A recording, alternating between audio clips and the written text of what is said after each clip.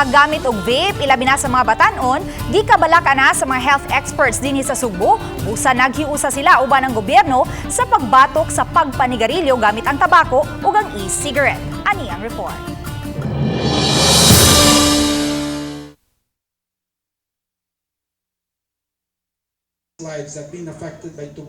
Sa labing unang higayon, naghiusa ang mga anti-smoking advocates gikan sa medical profession ug mga opisyal sa kagamhanan.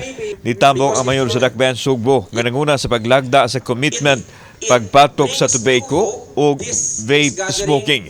Pareho matod pa ang epekto sa tabako ug vape sa panglawas sa mga tao. Gani aduna nay natala sa Sugbo nga nakaangkon og vape-related illness matod sa Department of Health.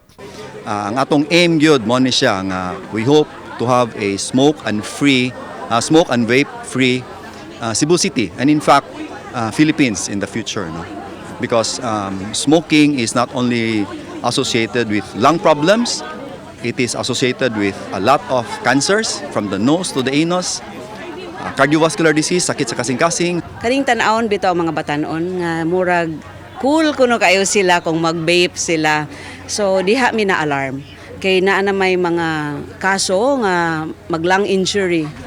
Dili makaginhawa tungod kay ang hinungdan di ay nag-vape.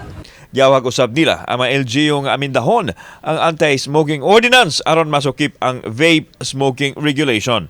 Ang pagpanabako makamugna matud pa og mga balatian nga musangpot sa kamatayon sa mga tao. We need to revise that siguro, i-include na to ang e-cigarette, no, and the regulation of vape.